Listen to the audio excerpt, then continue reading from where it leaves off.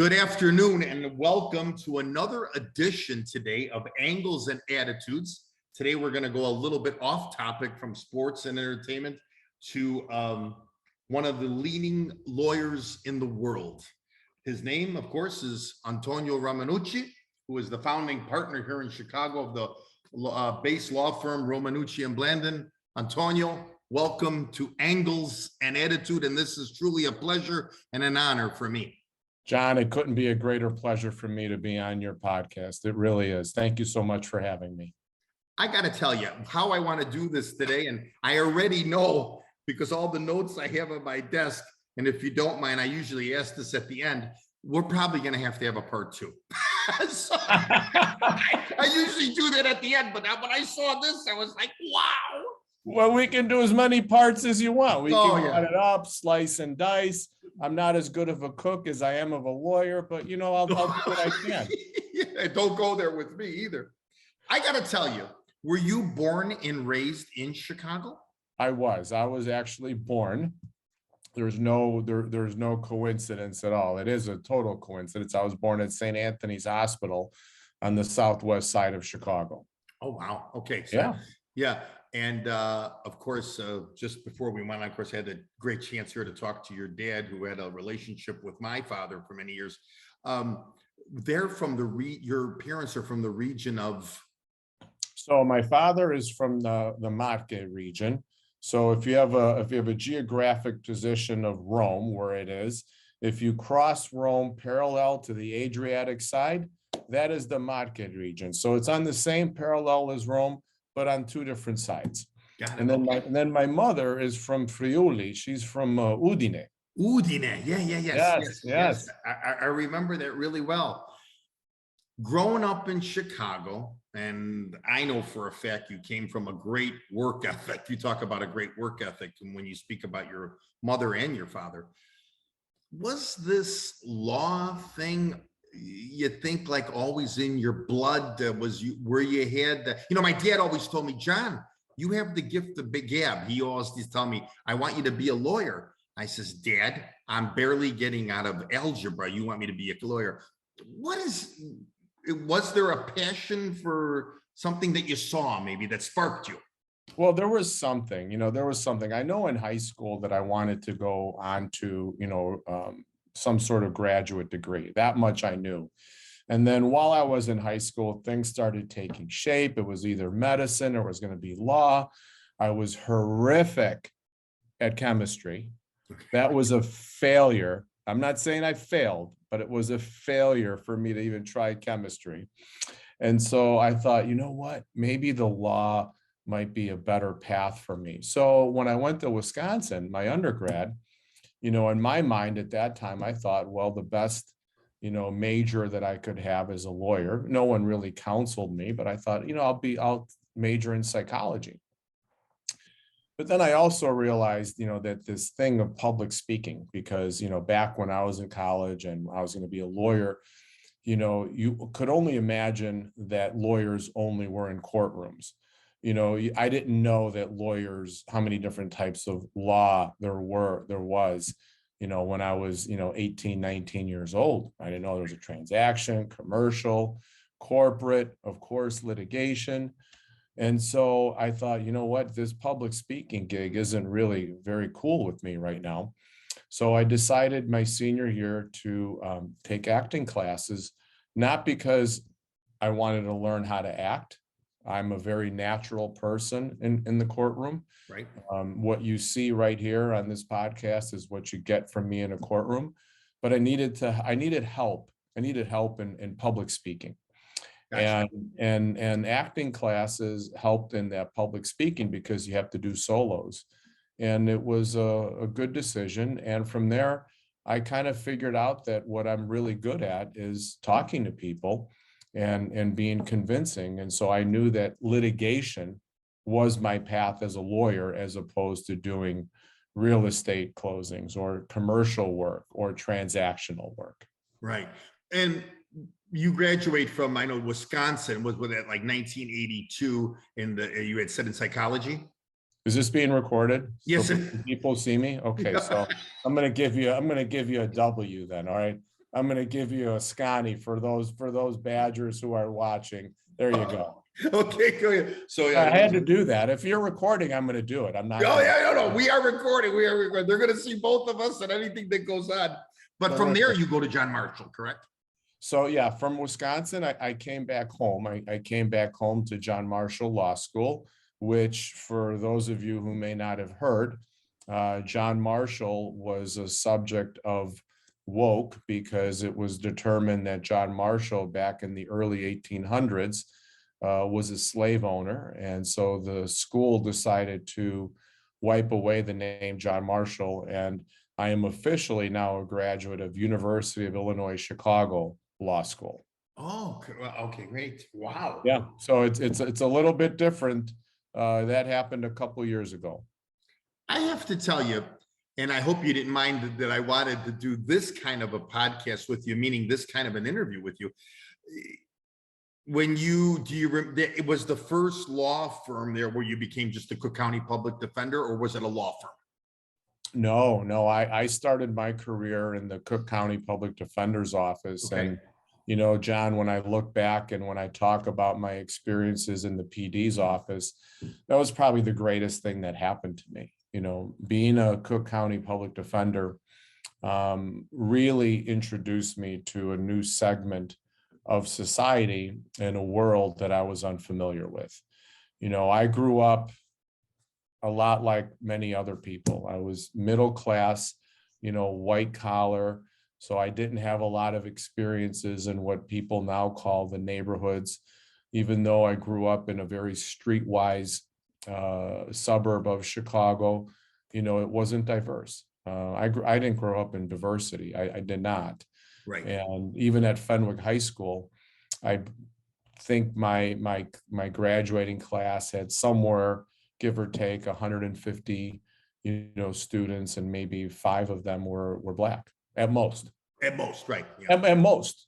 I might be exaggerating by 1 because I want to err on the side of up as opposed to down. Down, exactly. Yeah. So within the Cook County Public Defender's Office, I was introduced to a new world, and as I like to call them, I became a very good expert, a very good knowledge base I developed in guns and drugs. I was assigned to those 2 courtrooms for most of my time in the PD's office because there was actually a courtroom called gun court. There was actually a courtroom called drug court. And I spent a lot of time in guns and drugs. And so I became very familiar, very knowledgeable with the 4th Amendment on unreasonable searches and seizures.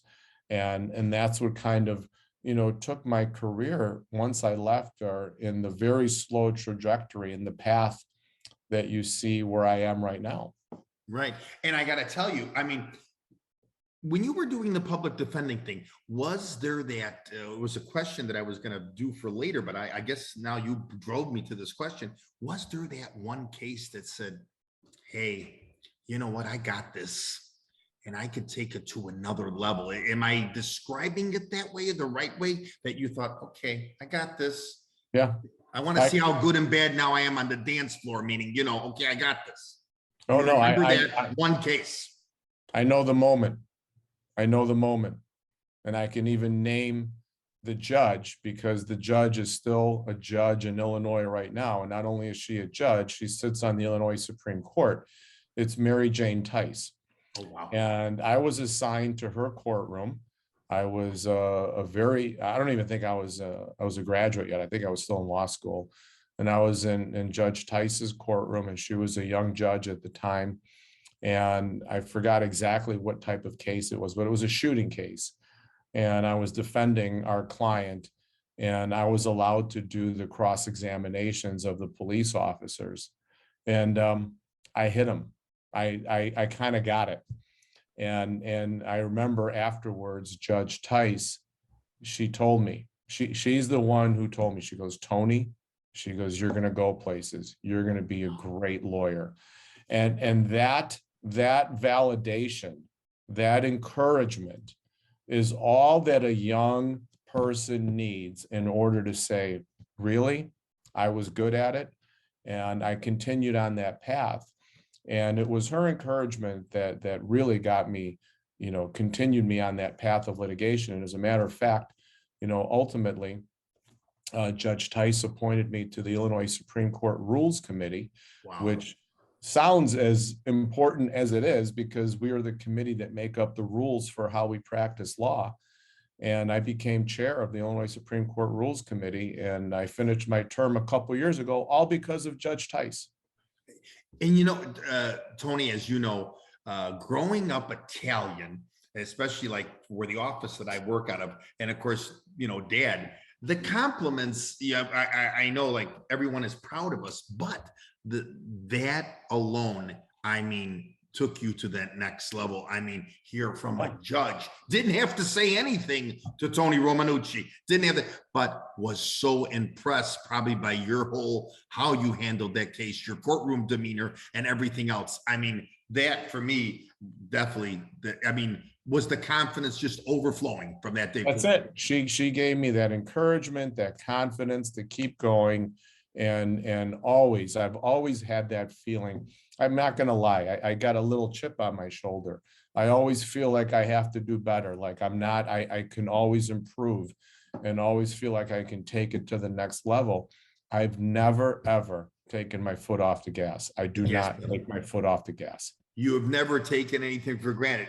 Like I say, when I look at some of the things that I reviewed about you before I go into some other questions, I mean, this is like winning the Stanley Cup 13 times. Maybe the Blackhawks should take a lesson from you. You have been one of the top 100 lawyers, super lawyer, for 13 years in a row in Illinois, and then 10 of the top leading plaintiff lawyers in Illinois by leading lawyers. Was named best lawyer from 2013 to 2021. U.S. News, U.S. Report. Top lawyer in America. We're not talking Chicago diversity to the lake. We're talking America, the 50 states. So I mean, talk about when you just opened that up, you've never taken your foot off the gas pedal. No. But what is the driving force? What continues to make you like, okay, as of course you've been in the news a lot here for me, the George Floyd case, the Las Vegas case, the Boeing. I mean, you're being approached. I mean, it's not like people are coming to you, other lawyers are coming to you. How does this make you feel? I will tell you exactly what continues to drive me. And as a matter of fact, I just finished penning the email to my staff. I sent it to them yesterday. I did our midterm letter. I usually do a once or twice a year letter to the staff. It's quite lengthy, quite detailed. And I went through a lot of points with them. And the thing that I always emphasize is that, our firm, meaning me and our firm, we have a culture that we must follow. And that culture is that we must take care of the client first. And that's how I feel I was raised, John. My family, my parents, I didn't know your parents as well, but I'm sure we're cut from the same cloth. Yes. And we know, especially in the type of business that you're in client service. So am I. If we don't take care of the client, well, I'll slowly start dying on the vine. I could still practice for the next few years. Okay, we'll have this case, we'll have that case. But if we don't provide excellent client service, I don't get the next case. Next year we'll be celebrating 25 years of Romanucci and Blandin, which is a very nice, accomplishment. I'm very, very proud of it. And we couldn't have lasted 25 years unless we perform excellent service. Now, I'm not gonna hide from the fact that, we need to make money. Our firm needs money in order to pay the bills, pay the employees, pay the rent, pay the insurance and everything. But we never, ever mix up the order in which things happen. Client first, and everything else takes care of itself second. And I tell my staff, and this is something that I let them know very openly, eye to eye, if at any time you feel that you cannot perform at our firm in that order, with client service first and putting money first, I go, now's the time for you to just tell me, and we'll separate very amicably. And I invite them to leave the firm. It's something that I feel very strongly about. This is how we do things here. This is how I have been doing it. even before I started our firm. And so that is the driving force. Once you provide great client service, you're going to get really impressive and good results. And that's what drives me. That's the number one driver. I call myself, I'm an adrenaline junkie. When things go well, I get that rush. Well, then I got to find it again. I got to go seek it again. By you telling me this, setting the standard, may I ask a question? After you got out of the Cook County Defender thing, you worked for some law offices. I noticed here, Nolan, Pellegrino, all those. Yeah. Even though you had that standard of a great work ethic, that you, like you said, and that upbringing, did you take a lot from those, or did you say to yourself, at this Nolan, I think I could do it probably. I would, if I'm going to do this, I'll do it my way. And you took this to the Romanucci and Blandin, and now this is why this 25 years has been so successful. You implemented a lot of your things. Absolutely. Well, first of all, look, Rich Pellegrino and Don Nolan, I think they were both great teachers for me, great mentors. I learned a lot.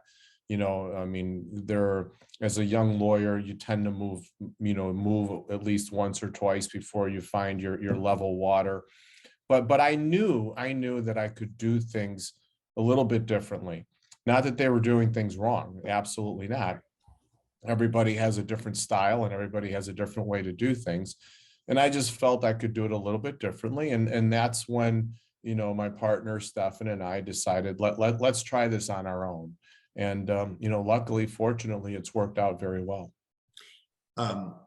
Did you always, here's the question. Because there are people in the world that say, well, I'm always going to work for others, or did you always want to have your own firm?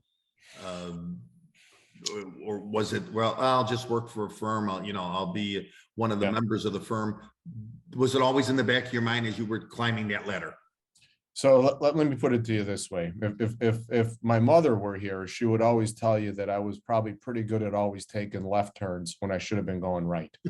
So, right. I don't know how else do I say it? Exactly. It's like the straight road for me was never the right way.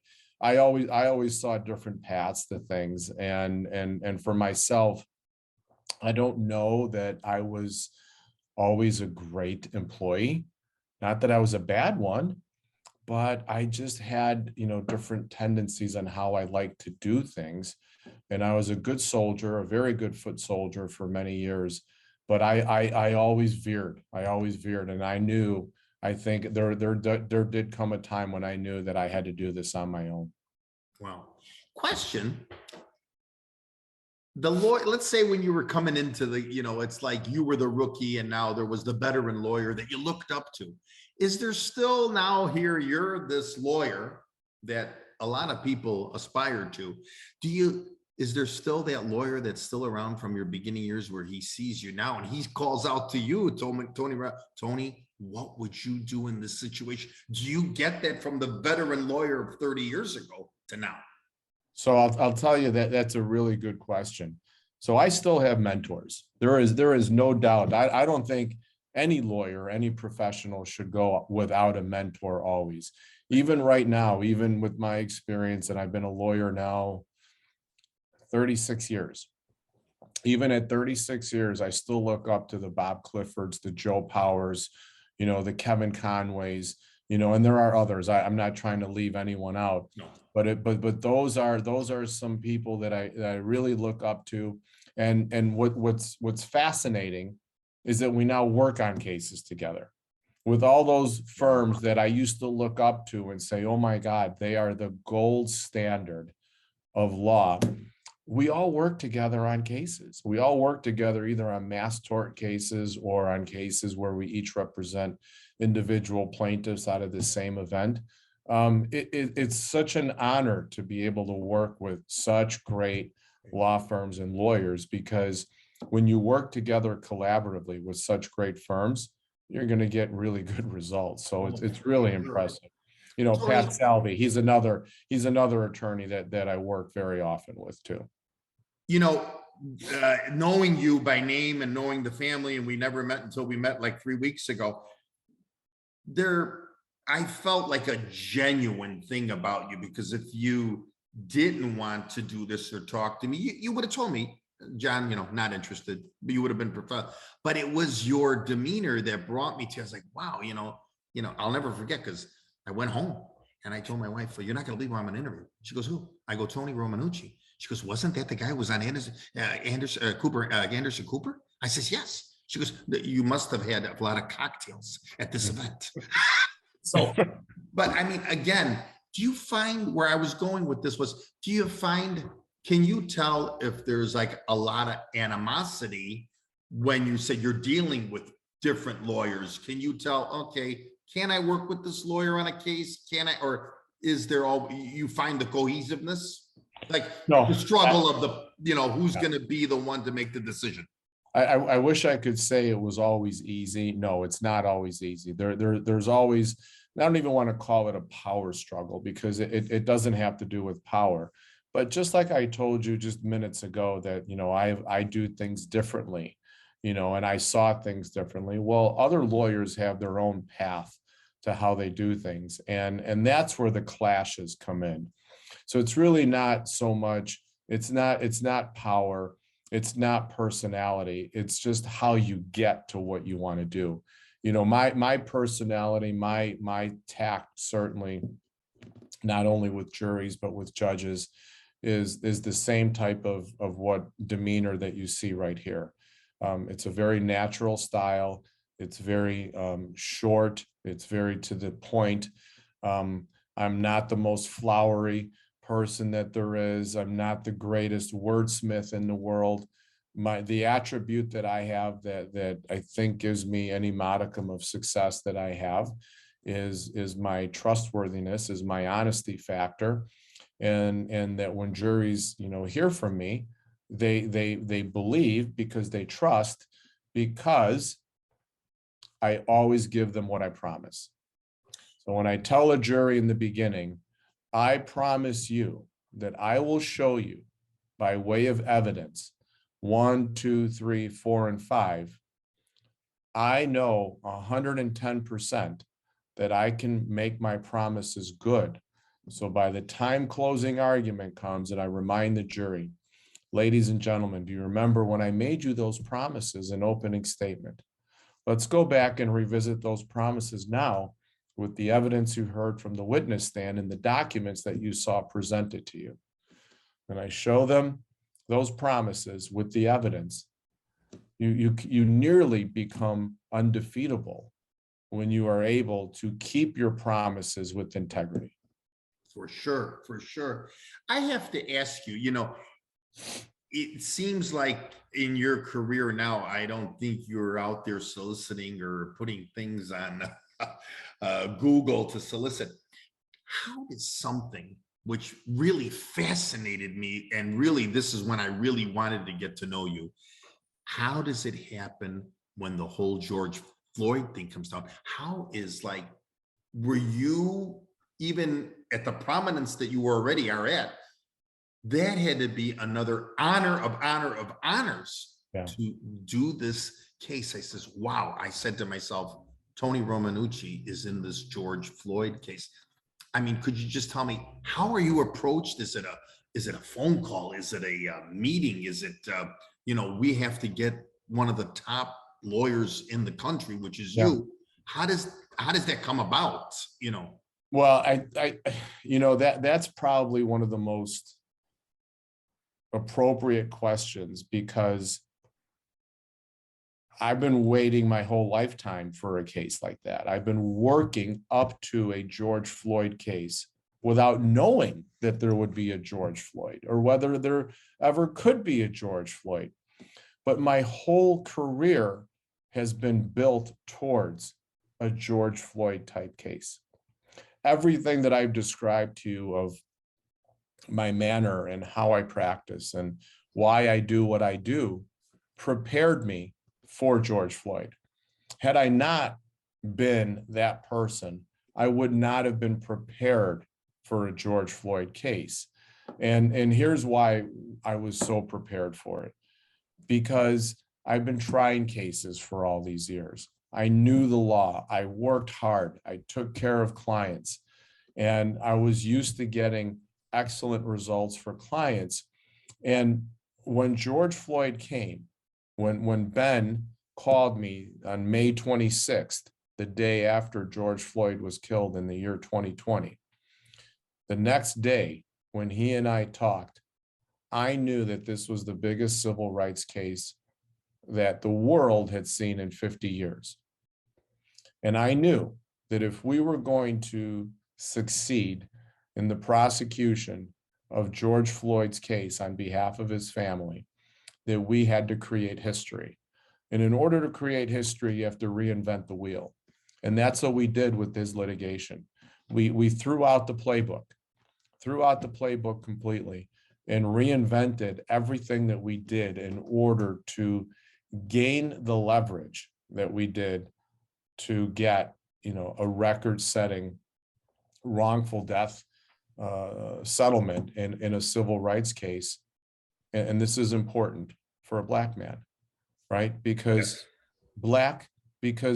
prior to that, the value of a Black man dying at the hands of police, there was a delta between white and Black. There was a discrepancy. And we knew that we had to break that. We knew we had to shatter that myth that Black people could not be compensated at the wrongdoing of police officers at the same rate of white. And that's what we were able to do. So the answer to your question is, I've been preparing my whole life for George Floyd, not knowing that there ever would be a George Floyd. As much as this was, like you said, a groundbreaking case, Tony, with me and everyone else that, saw this in the world, for me, I looked at it as like, wow, talk about, you used the right word. There was preparation. You had to be prepared. The stupider question is, even though with all the experience, this was the moment, right? For you and don't forget, during a pandemic, right? Right. During a pandemic, because travel was limited. We had to get right away. We knew that we needed a forensic pathologist to look into George. We couldn't trust what the Hennepin County medical examiner was going to report. And that was very prescient on our part, because we know that they did not tell all the truths. Sure. And we had to get two forensic pathologists from different parts of the country to Minneapolis at the beginnings of the pandemic to perform autopsies inside a funeral home. I cannot tell you the logistics that we had to go through. Wow. And then on top of it, nobody in Minneapolis wanted to host the press conference that we were going to hold with the findings of the forensic pathologist, because everybody was concerned about security. And so we held our press conference in a secret location, which turned out to be a church, in an undisclosed location. And we were surrounded, unfortunately, by guns in order to protect ourselves, because had there been a leak of where we were, we didn't know what could or might have happened. It was really intense, very, very intense days and weeks from when it happened into what we had to accomplish. And every day I can remember following that. It had to be a different situation for you. Well, Minneapolis was literally on, Minneapolis was on fire. You and I are both from Chicago, so we know what was happening. The riot, the loop of downtown, the bridges were up. I had to show a driver's license to get into my own neighborhood so I could go home. It was, so we know what was happening. Everything was distorted. Everything was out of proportion. It was nothing like we've ever seen. And that's because what Derek Chauvin did was something like we've never seen. I never thought we would see again. I have to tell you, I'm just looking at all the awards, and I'll start it off with a joke. Do you have a separate home or like a banquet hall for all these awards or something? Because it's amazing. And again, I want to say thank you for touching on the George Floyd thing. I didn't know if you wanted to talk a little bit about it or not, but thank you for touching on that, because for me, Tony, that is something, but even cases that you've had before. But the awards here, not only in Chicago and all over the world, I mean, this today for me is just like, is there one thing that sticks out in your mind in the way of an award? Because you've won so many. But is there one award that says, maybe for somebody it might be, wasn't so bad, but for you, was it that maybe first award that you got, or maybe a recent award? Is there one that sticks out for you that says, wow, Tony Romanucci has arrived? There's actually a couple. There's actually a couple, John. One of them is like the first, I guess, award that I ever received, and that was for citizens' bravery, and that kind of describes my personality too. I'm not afraid. I'm not afraid of chasing down somebody who robbed somebody, which is how I got that award, the citizens' bravery. And I'm not afraid of a challenge in any courtroom or with any law firm or any attorney. That's just who I am. I'm not saying I love a challenge, because my life is challenging every day, but I'm not afraid of challenges. The other award that really sticks out, and I got it last year, it was from the Young Lawyers Division of the American Association for Justice, the Joe Tannehill Award. Joe Tannehill, yes. Yeah, and Joe Tannehill really exemplified what it was to be the classic mentor. And to me, now I want to be that mentor for so many young lawyers. And I think I'm succeeding. I think I'm doing a good job with it. And I need to make sure that the next generation, it has the same passion, the same desire, the same willingness, the same fight that many of us have right now. Because if we don't groom them, we could lose a lot of our rights. I'm not going to get into, I don't want to talk politics. This Right. show isn't about politics, but it is about our rights. We live in a country where we have rights, and it's important that somebody defends those rights, not only today and tomorrow, but for years to come. And that's why I was so happy and so proud to receive the Joe Tannehill Award, because it really gave me, once again, just like Mary Jane Tice did to me 30 years ago, 35 years ago, I am now that person for so many young lawyers, and I want to be able to encourage them also. You got that part. Well, listen, like I said, I knew from the beginning of this, because I know I have a schedule, but I knew from the beginning of this that this was going to be something, and we just kind of basically dabbled on the surface, but I have had the pleasure now to hear from your beginnings to now, and this is amazing.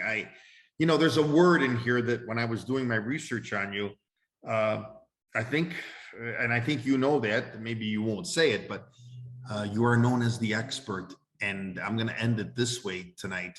I could see why other lawyers come to you and the expert, and I got to tell you, Tony, your demeanor, and for me just to meet you now and that we know each other, yes, I'm looking for a part 2 where I can line up something else where we could do. Okay, we're going to do it. Let's do it.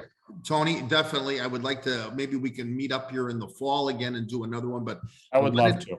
This was for me today. I really, truly thank you, Tony, for the outsider looking in. I think I've had the interview with the best lawyer in America. And this was an honor for me today, because I've had a lot of people on this show, but when you said yes to me tonight, boy, that was my Tice that night. I'm going to tell you, and I mean that.